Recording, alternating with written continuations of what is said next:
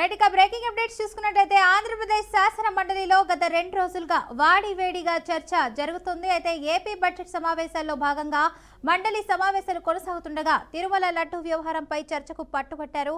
ఇక ఈ క్రమంలో తిరుమల లడ్డు వ్యవహారంపై వాడివేడి చర్చ జరగగా ఈ రోజు టీటీడీ చైర్మన్ బిఆర్ నాయుడుని తొలగించాలని డిమాండ్ చేస్తూ మండలిలో వైసీపీ సభ్యులు వాయిదా తీర్మానం ఇచ్చారు. ఇక దీనిపై వెంటనే విచారణ చేపట్టాలని డిమాండ్ చేస్తూ ఈ రోజు సభ ప్రారంభం కాగానే ఆందోళన చేపట్టారు. దీంతో మండలి చైర్మన్ సభను వాయిదా వేశారు. అనంతరం వైసీపీ సభ్యులు ప్లకార్డులు పట్టుకుని మండలి చైర్మన్ పోడియం చుట్టుముట్టి నిరసన వ్యక్తం చేశారు. ఇక దీంతో సభలో అంత గందరగోళ పరిస్థితి నెలకొంది.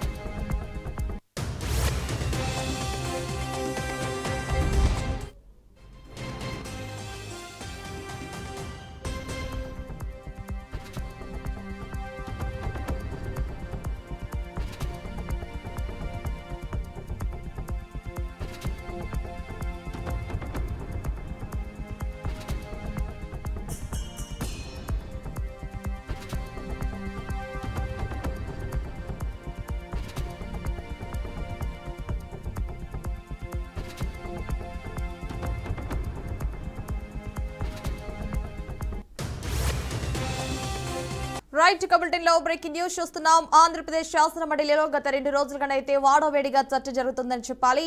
ఏపీ బడ్జెట్ సమావేశాల్లో భాగంగా మండలి సమావేశాలు అయితే ఇంకా కొనసాగుతుండగా తిరుమల లడ్డు వ్యవహారంపై చర్చకైతే పట్టుబడ్డారు. ఈ క్రమంలో తిరుమల లడ్డు వ్యవహారంపై వాడోవేడి చర్చ జరగగా ఈ రోజు టీటీడీ చైర్మన్ బిఆర్ నాయుడుని తొలగించాలని డిమాండ్ చేస్తూ మండలిలో వైసీపీ సభ్యులైతే వాయిదా తీర్మానం కూడా ఇచ్చారు. దీనిపై వెంటనే విచారణ చేపట్టాలని డిమాండ్ చేస్తూ ఈ రోజు సభ ప్రారంభం కాగానే ఆందోళన అయితే చేపట్టారు. దీంతో మండలి చైర్మన్ సభను కూడా వాయిదా వేశారు. అనంతరం వైసీపీ సభ్యులు ప్లకార్డులు పట్టుకుని మండలి చైర్మన్ పోడియం చుట్టుముట్టి కూడా నిరసన వ్యక్తం చేశారు. దీంతో సభలో అంతా గందరగోళం అయితే పరిస్థితి నెలకొందని చెప్పాలి. ఇప్పుడైతే మంత్రి మండలి సమావేశాలు అయితే కొనసాగుతున్నాయి. మంత్రి అనిత మాట్లాడుతున్నారు. ఇప్పుడు దానికి సంబంధించి లైవ్ చూద్దాం.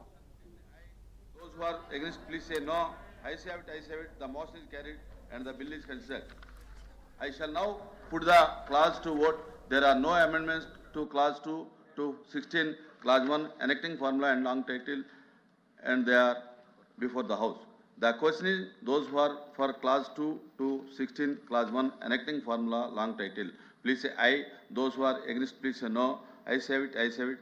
Clause 2 to 16, clause 1 enacting formula and long title do stand part of the bill. I shall now request the Minister of Home Affairs and Disaster Management to move the motion for the passing the bill. Honorable Chairman, sir, I move that the Andhra Pradesh Fire Service Amendment Bill 2026 be passed. The question is that the bill be passed. Those who are for the motion, please say aye. Those who are against, please say no. Ayes have it, ayes have it. The motion is carried. The bill is passed. I request the Minister of Law and Justice to move the motion for taking into consideration of the Andhra Pradesh John Viswas Amendment Bill of Provisions Bill 2026. ధన్యవాదాలు అధ్యక్ష. With your permission, I beg to move that the Andhra Pradesh John Viswas Amendment Bill Provision Bill 2026 be taken into the consideration. Motion moved.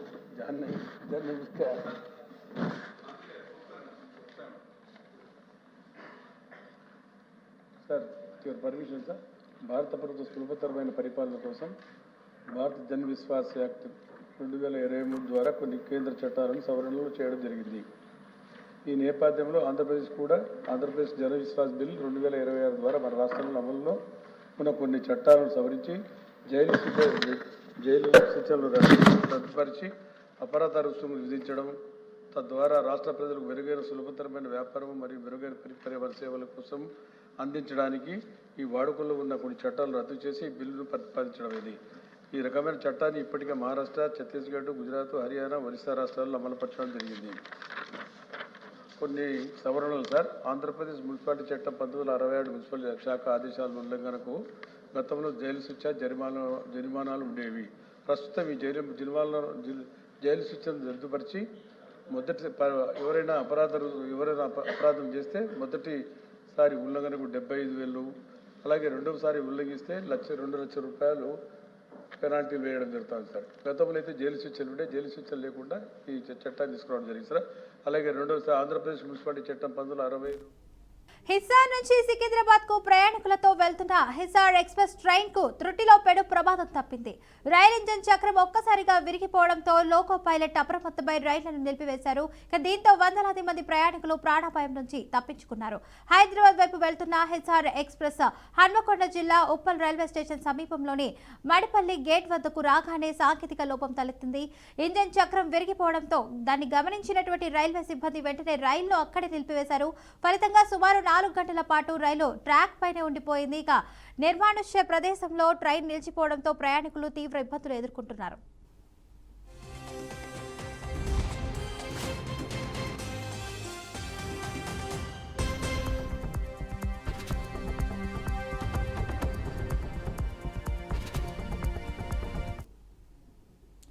సమాచారం అందుకున్న railway సాంకేతిక నిపుణులు ఘటనా స్థలానికి చేరుకొని ప్రాథమిక మరమ్మతులు చేపట్టారు. అనంతరం కాజీపేట నుంచి మరో ఇంజన్ను రప్పించి దాని సహాయంతో రైలును నెమ్మదిగా ఉప్పల్ రైల్వే స్టేషన్ కు తరలించారు.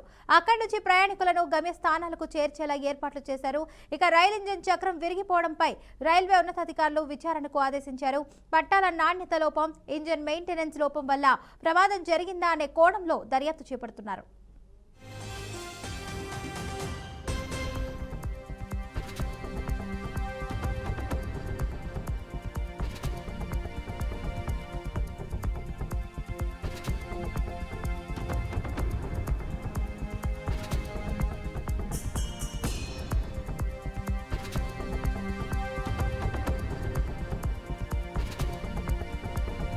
ఏపీ అసెంబ్లీ సమావేశంలో భాగంగా AP deputy CM Pawan Kalyan మాట్లాడుతున్నారు. ఇప్పుడు దానికి సంబంధించి లైవ్ చూద్దాం. అసలు మొక్కలు అనేది వారి సూచనలు ఖచ్చితంగా పాటించి దానికి ఏం చేస్తున్నా వారికి ప్రత్యేకంగా వారికి తెలియజేస్తామని చెప్పి సభకు కూడా తెలియజేస్తాను. నాకు దీనికి ఒక రేపు మొత్తం మాట్లాడేటప్పుడు నా డిపార్ట్మెంట్కి సంబంధించి మాట్లాడేటప్పుడు ఖచ్చితంగా దాని గురించి మరింత వివరాలతో రేపు తెలియజేస్తాను అధ్యక్ష. అలాగే రెడ్ శాండర్స్ గురించి చెప్పారు అధ్యక్ష. రెడ్ శాండర్స్ సంబంధించి మన గౌరవ ముఖ్యమంత్రి గారి ఆధ్వర్యంలో గ్రూప్ ఆఫ్ మినిస్టర్స్ దీనికి సరైన రెమ్యూనరేటివ్ ప్రైస్ వచ్చే వరకు దీన్ని ఎలా చేయాలని దాని మీద గ్రూప్ ఫామ్ చేశారు అధ్యక్ష. దాని మీద కూడా మీకు రేపు మోర్ డీటెయిల్గా తెలియజేస్తాను అధ్యక్ష. అలాగే రీస్ట్రక్చరింగ్ ఆఫ్ పంచాయత్స్ గురించి ఏదన్నా కేసులు ఉన్నాయా అని అడిగారు కోర్ట్స్లో. వాటికి సంబంధించి ఎలాంటి కేసులు లేవు అధ్యక్ష. ఇది మేము అలాగే జల్ జీవన్ మిషన్కి సంబంధించి అధ్యక్ష మీరందరూ దృష్టికి తీసుకొచ్చినాయి కాబట్టి ఒకసారి ప్రజలకు కూడా దీని ద్వారా తెలియజేస్తున్నాను. ఇది మల్టీ విలేజ్ స్కీమ్స్ దాదాపు మనకి గత ప్రభుత్వంలో ఉన్నప్పుడు 3 వాళ్ళు అరాకొరగా చేసి వదిలేశారు అధ్యక్ష. వాటిని మనం వచ్చి పూర్తి చేసాం. అలాగే మనం ఒక 5 ప్రాజెక్ట్స్ని మనం మల్టీ విలేజ్ స్కీమ్స్ని స్టార్ట్ చేసాం. ఇంకొక 7ని నిన్ననే అప్రూవల్ చేయడం జరిగింది అధ్యక్ష. ఇవన్నీ కాకుండా ప్రత్యేకించి అసలు గొంతిండిపోతున్న గ్రామాలని ఒక 3,000 గ్రామాలని ఐడెంటిఫై చేసాం అధ్యక్ష.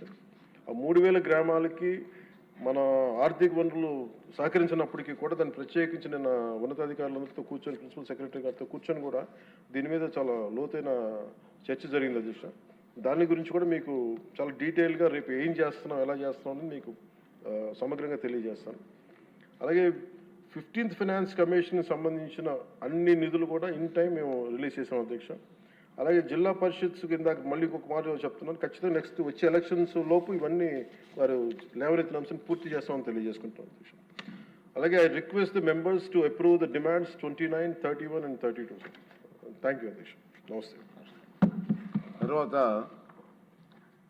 పురపాలక మరియు పట్టణాభివృద్ధి శాఖ దీనిపైన డిమాండ్ పైన మాట్లాడవలసిందిగా వెలగపూడి రామకృష్ణబాబు గారు.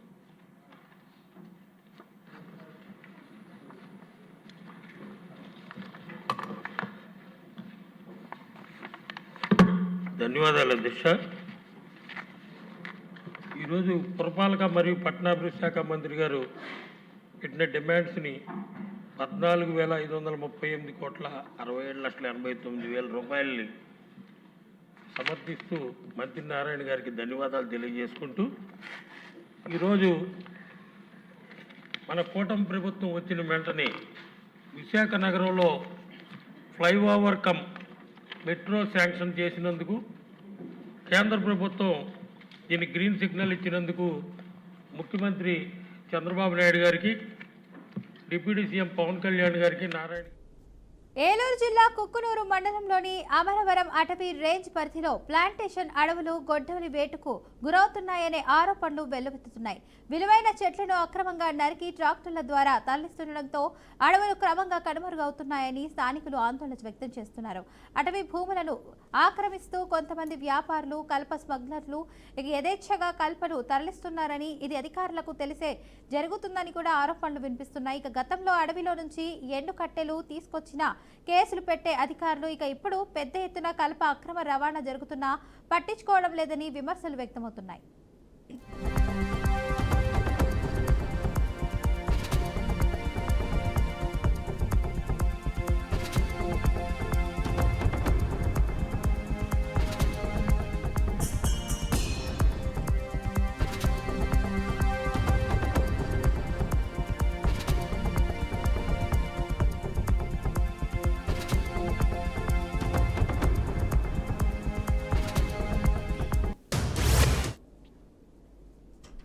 తాటి, మామిడి, వేప వంటి చెట్లతో పాటు విలువైన టేకు, జిట్రేగు, ఎగుస, గంధం, పాల వంటి వృక్షాలు కూడా అక్రమంగా నరికి తరలిస్తున్నారని సమాచారం. గత 30 ఏళ్లుగా అటవీ సంరక్షణ కార్యక్రమాల ద్వారా పెంచిన టేకు, జామాయిల్ ప్లాంటేషన్ చెట్లు సైతం అక్రమ కల్ప రవాణాకు బలి అవుతున్నాయని అంటున్నారు. కొంతమంది అటవీ అధికారులు మామూళ్ల వత్తులో అక్రమ కార్యకలాపాలకు సహకరిస్తున్నారని విమర్శలు వినిపిస్తున్నాయి. ధ్వజస్తంభాల పేరుతో చెట్లకు తక్కువ మొత్తంలో రసీదులు ఇచ్చి వెనుక వైపు భారీగా డబ్బులు వసూలు చేస్తున్నారని ఆరోపణలు కూడా వస్తున్నాయి. రాత్రింబవళ్లు ట్రాక్టర్లలో కలపను తరలిస్తున్న అధికారులు చర్యలు తీసుకోవడం లేదని స్థానికులు ఆవేదన వ్యక్తం చేస్తున్నారు. ఇప్పటికైనా జిల్లా అటవీ అధికారులు స్పందించి అక్రమ కలప రవాణాను అరికట్టి అడవులను సంరక్షించాలని ప్రజలు డిమాండ్ చేస్తున్నారు.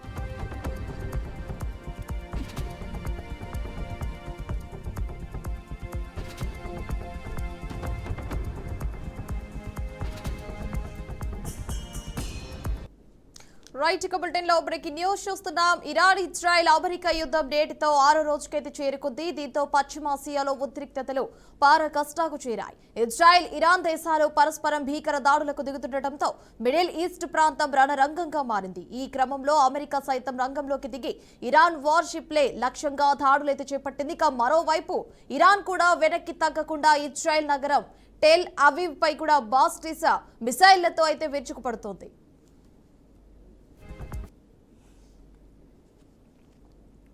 ఇక ఇరాన్ కేవలం ఇజ్రాయెల్నే కాకుండా అమెరికా స్థావరాలను కూడా లక్ష్యంగా చేసుకుంది. బహ్రెయిన్లోని యుఎస్ నేవీ ఫ్లీట్ పై కూడా దాడి చేయడంతో పాటు ఖతార్లోని యుఎస్ ఎంబసీపై ఇరాన్ మరోసారి విరుచుకుపడింది.